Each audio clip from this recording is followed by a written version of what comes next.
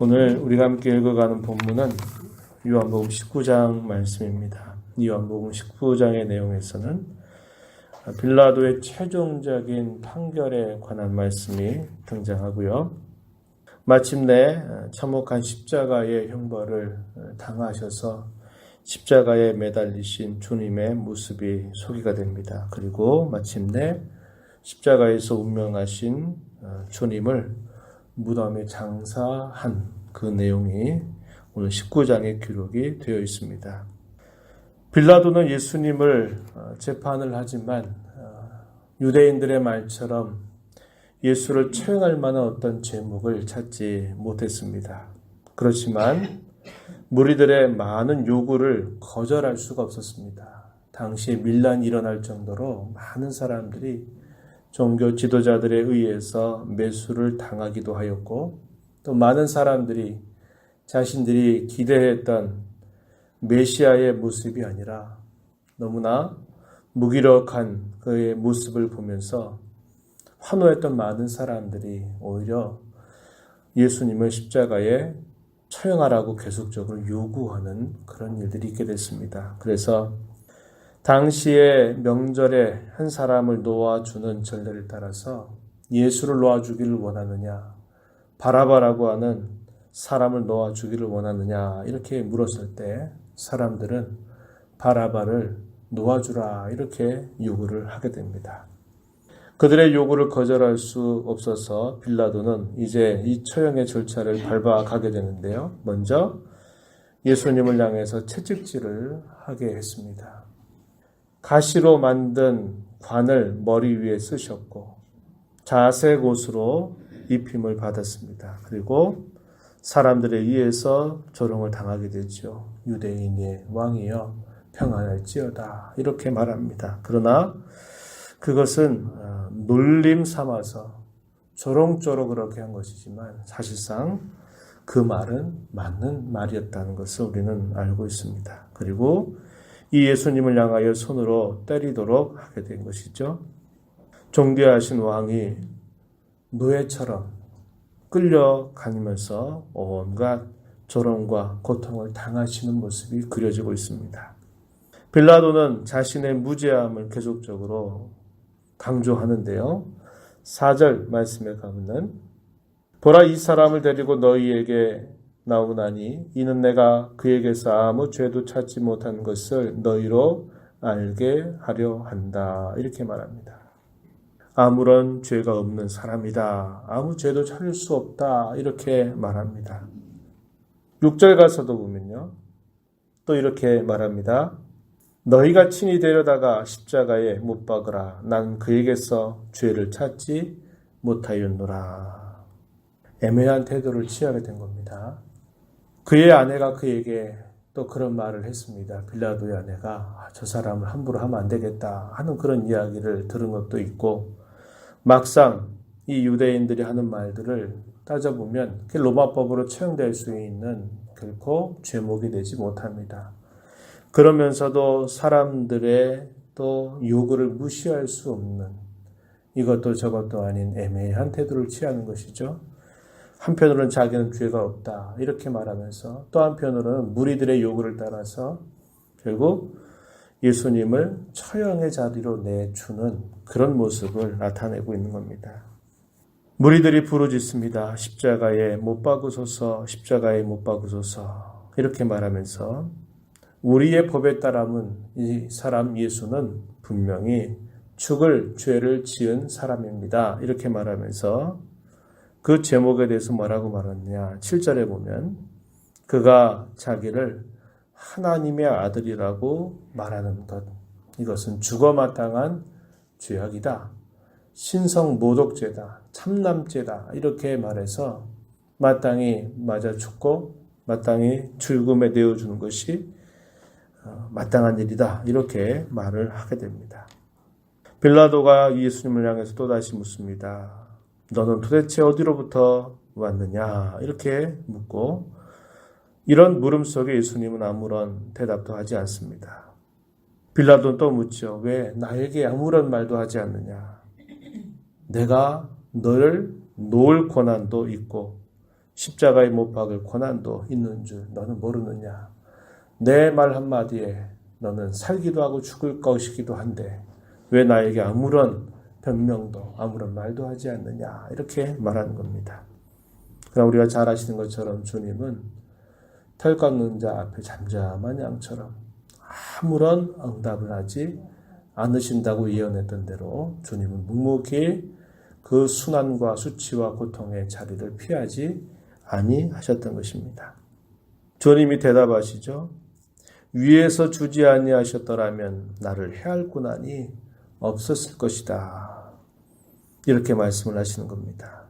고난이 너에게 있는 게 아니라 하나님께서 내게 허락하신 그 길이기 때문에 내가 이 걸음을 가는 것이다. 이렇게 말씀을 하시는 겁니다. 그러면서 나를 너에게 넘겨준 자의 죄가 더 크다. 이런 말씀을 하시게 됩니다.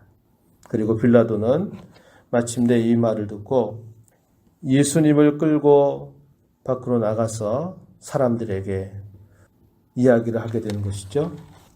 하지만 당시에 이 무리들은 뭐라고 말하느냐. 없이 하소서 이렇게 말을 하게 됩니다. 우리가 읽은 말씀 가운데서요. 15절 말씀 한번 보시기 바랍니다. 빌라도가 유대인들에게 보라 너희 왕이다 라고 이렇게 소개하자 많은 무리들이 말하기를 없이 하소서 그를 십자가에 못 박게 하소서 이렇게 말합니다. 없이 한다 이게 무슨 말입니까? 제거한다 라는 말이죠. 제거한다. 이 말을 우리가 떠올려 보면 구약시대에 이스라엘 백성들이 1년에 한 차례 대속죄일이 되게 되면 대제사장이 지성소에 단 한 번 들어가게 돼서 그 백성들의 모든 죄를 속하는 제사를 드립니다.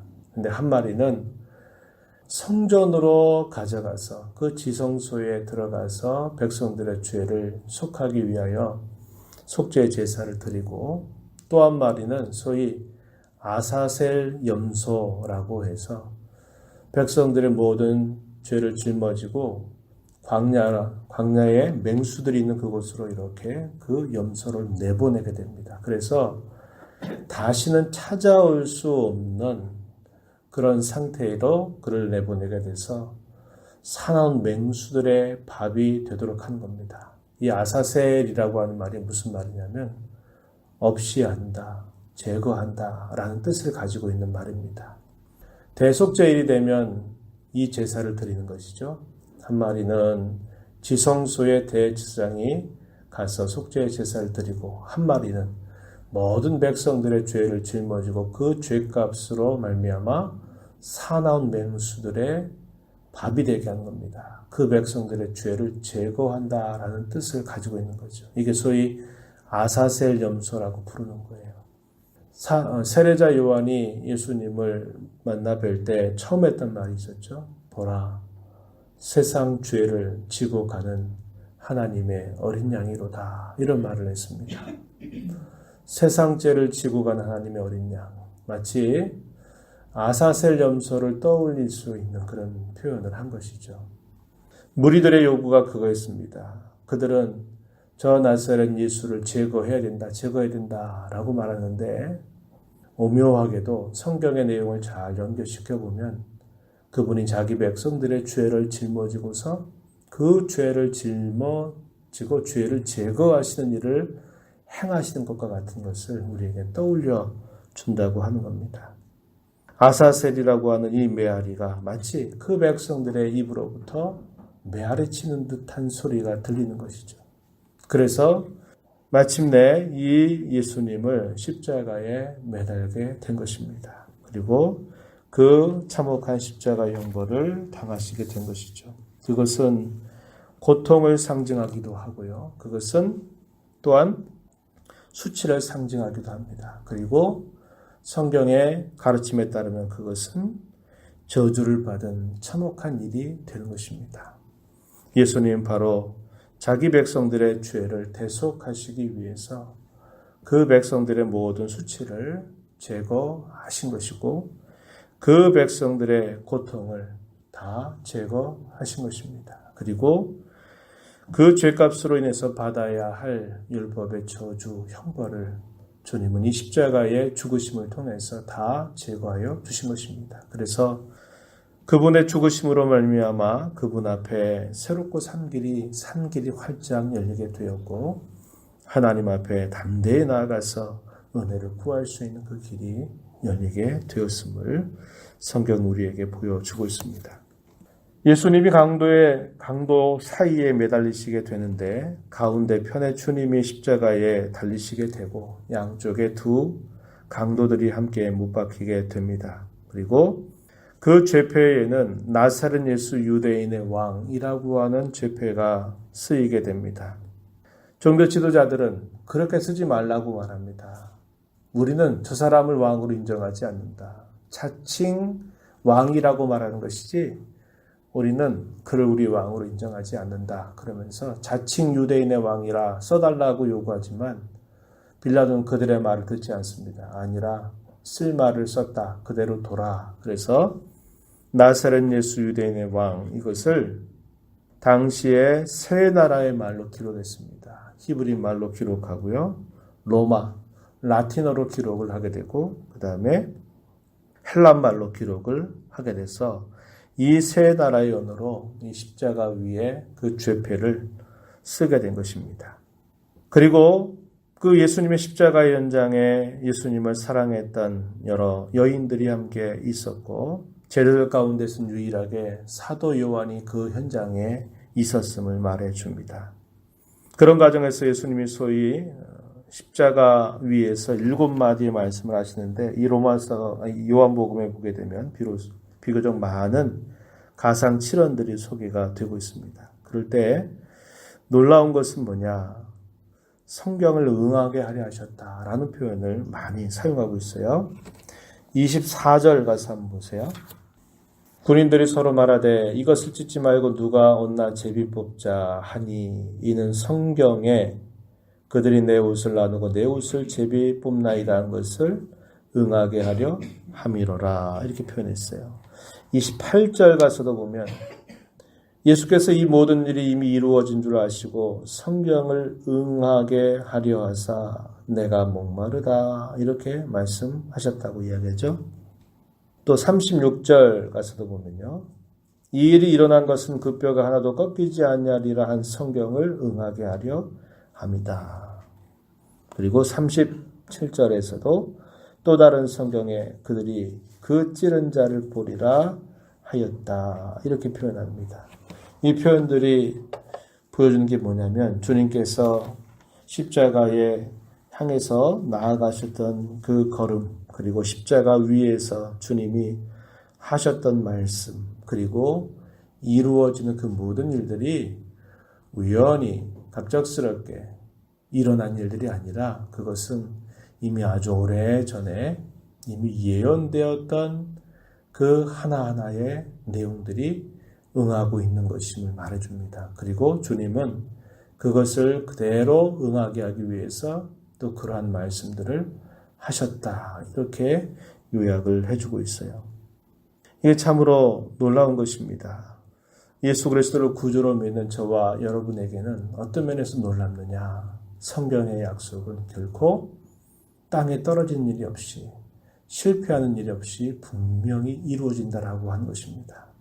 우연히 일어난 일은 하나도 없다는 겁니다. 그것은 예수 그리스도의 대속에 있어서도 마찬가지고, 저와 여러분이 한평생을 살아가는 인생 속에서도 마찬가지입니다. 하나님은 우연히 우발적으로 우리에게 일어나신 일을 결코 허락하지 않는 분이시다라는 것 때문에 우리는 매우 놀라움을 금할 수가 없는 것입니다. 그러나 또 한편 어떤 사람들에게, 예수 그리스도를 믿지 않는 자들에게 있어서는 참으로 두려운 일이 될 겁니다. 이 사실들을 지금은 인정하지 않으려고 하고 그것을 애써 다른 것으로 덮어버리려고 할지 모르나, 믿지 않는 자들에게 이루어진 이 모든 일들은 그들에게 장차 무서운 두려움으로 임하게 될 것을 우리는 바라보게 되는 것이죠. 믿는 우리에게는 놀라운 일로 우리에게는 들어오지만, 믿지 않는 자들에게 이러한 일들은 두려움으로 임하게 될 것이라는 겁니다. 성경의 예언은 반드시 성취를 동반하고 있다는 것을 우리 이걸 통해서 또다시 확인할 수 있는 것이죠. 이렇게 주님은 십자가에서 매달리시고 마지막으로 내가 다 이루었다 이렇게 말씀하시고는 마침내 운명하시게 됩니다. 30절에 표현되어 있어요. 겉으로 볼 때에는 실패하고 패배같이 보였습니다. 예수님을 사랑했던 사람들에게는 예수님이 왜 저렇게 죽으셨고 저렇게 죽으셨는가라는 것 때문에 그렇게 안타까운 마음으로 보일 수 있었겠고, 당시의 대적자들에게는 야, 이제 우리가 원했던 이 모든 일들이 다 이루어졌다. 이제 우리의 원하는 대로 승리했다. 모든 게 다 끝났다. 이렇게 생각했을지 몰라요. 그러나 실상으로는 이것이 곧 성공이었고 이것이 곧 승리의 순간임을 우리는 기억해야 합니다. 한숨과 탄식의 마지막 말씀이 아니라 승리와 환호의 외침이 되는 말씀이라는 겁니다. 골로새서 2장 15절 말씀에 보면 이런 말씀을 해요. 십자가로 그들을 이기셨느니라 이렇게 말합니다. 십자가는 패배, 실패를 말하는 게 아니라 진정한 승리임을 보여주고 있다고 우리에게 가르쳐 주고 있는 것입니다. 이렇게 십자가에서 죽으신 주님은 마침내 무덤의 장사 되셨다라는 것을 본문 속에서 우리에게 보여줘요. 저와 여러분이 이 말씀을 보면서 대속의 은혜, 대속의 사랑을 또다시 우리는 기억해야 합니다. 복되고 거룩한 주일을 맞아 우리가 그 대속을 받은 은혜를 감사하면서 기쁨과 감사로 하나님 앞에 경배하는 날을 우리가 오늘도 맞은 것입니다. 우리를 죄와 진토와 파멸로부터 건져주신 주님, 우리의 모든 수치를 다 제거하시고 우리가 받아야 할 마땅한 모든 죄의 고통들을 다 제거해 주시고 우리가 받아야 할 율법의 저주와 형벌을 다 제거해 주신 그 사랑을 기억하면서 오늘도 하나님 앞에 기쁨과 감사함으로 하나님 예배하는 날이 되기를 바랍니다. 성경의 약속은 반드시 우리에게 실현될 것입니다. 우리에게는 놀라움으로 임하게 될 것입니다. 성경의 약속이 이루어질 것을 우리가 믿음으로 바라보면서 힘써 믿음의 삶을 살아가는 모두가 되기를 축복합니다. 하나님 아버지 감사드립니다. 주께서 저희들을 위하여서 십자가의 걸음을 마다하지 아니하시고 자원하여 그곳을 향해서 나아가셨던 주님, 십자가 위에서 하셨던 말씀, 또 십자가 현장에서 이루어졌던 모든 일들 하나하나를 저희가 또다시 말씀을 통해서 살펴보았습니다.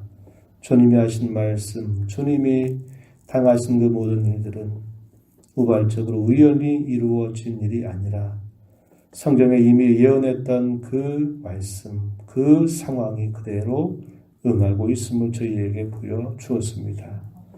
대적자들은 승리의 쾌재를 불렀습니다. 이제 모든 게 우리 마음대로, 우리가 원하는 대로 되었다고 생각합니다. 주님을 사랑했던 사람들은 이렇게 안타깝게 끝날 수 있는가 하는 마음으로 또 안타까운 마음을 가졌을 것입니다. 그러나 성경은 저에게 말씀해 주시기를 십자가로 승리하셨다고 저희들에게 말씀하여 주셨습니다. 이러한 대속의 은혜와 사랑을 값없이 받은 저희들, 오늘도 복되고 거룩한 주일 저희들의 마음을 다해서 뜻을 다해서 구원의 하나님 앞에 노래하며 감사하며 감격하는 저희 모두가 되게 하여 주시옵소서. 주의 말씀이 반드시 이루어진다고 하는 이 말씀은 우리에게 놀라움을 줄 것을 저희가 믿나이다. 이 말씀을 끝까지 부여잡고 주의 말씀을 따라 믿고 살아가는 저희 모두가 되도록 도와 주옵소서. 은혜의 보호자 앞에 나와서 아버지의 은혜를 구하는 모든 이들을 용납하시고 풍성한 은혜를 베풀어 주시옵소서. 예수님 이름으로 간절히 기도하옵나이다. 아멘.